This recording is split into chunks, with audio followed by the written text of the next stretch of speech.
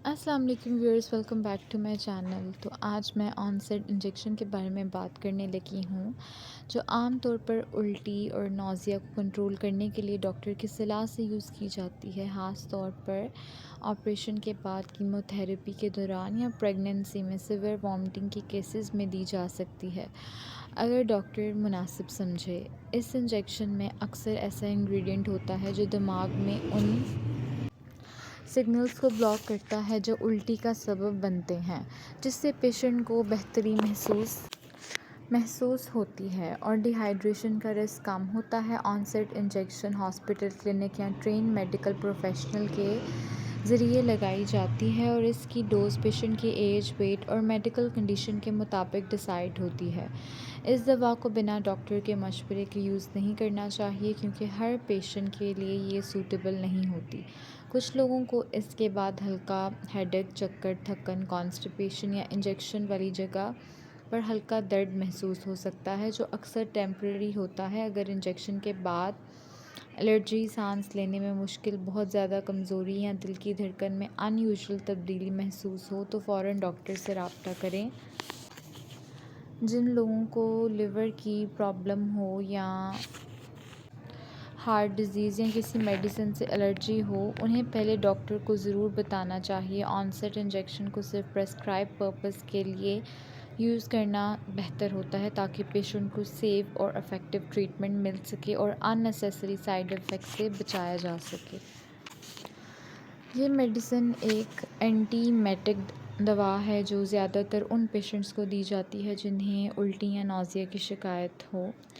ये इंजेक्शन ख़ास तौर पर उन सिचुएशन में यूज़ होती है जहाँ पेशेंट को सर्जरी के बाद उल्टी हो रही हो, कीमोथेरेपी या रेडियोथेरेपी के साइड इफ़ेक्ट की वजह से नौज़िया हो, या किसी इन्फेक्शन और स्टमक इशू की वजह से लगातार उल्टियाँ आ रही हों। इस दवा का काम दिमाग और बॉडी के उन केमिकल सिग्नल्स को कंट्रोल करना होता है जो वॉमिटिंग रिफ्लेक्स को ट्रिगर करते हैं, जिससे पेशेंट को बेहतरी महसूस होती है और खाने पीने मेंटेन करना आसान हो जाता है। अगर पेशेंट को बहुत ज़्यादा उल्टियाँ हों तो बॉडी में पानी और मिनरल्स की कमी हो सकती है, इसलिए ऐसे केसेस में ऑनसेट इंजेक्शन डिहाइड्रेशन से बचाने में भी मददगार साबित होती हैं। इस इंजेक्शन को आमतौर पर वेन या मसल के थ्रू दिया जाता है और इसकी मकदार डॉक्टर पेशेंट की एज, सिम्टम्स और हेल्थ कंडीशन को देखकर डिसाइड करता है। कुछ लोगों को इंजेक्शन के बाद हल्का सर दर्द, थकन, कॉन्स्टिपेशन या वीकनेस महसूस हो सकती है, जो अक्सर टेम्परेरी होती है और कुछ वक्त बाद ठीक हो जाती है।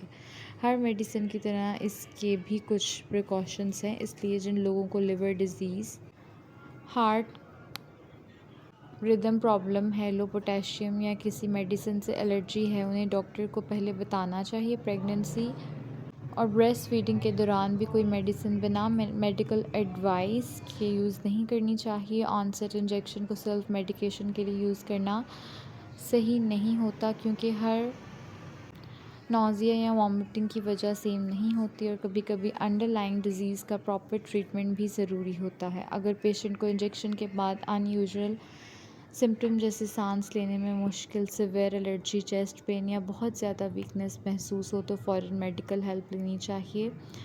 इस मेडिसिन का सही और सेफ़ यूज़ डॉक्टर की गाइडेंस के साथ ही बेहतर होता है, ताकि पेशेंट को जल्दी आराम मिले और हेल्थ कॉम्प्लिकेशन से बचा जा सके।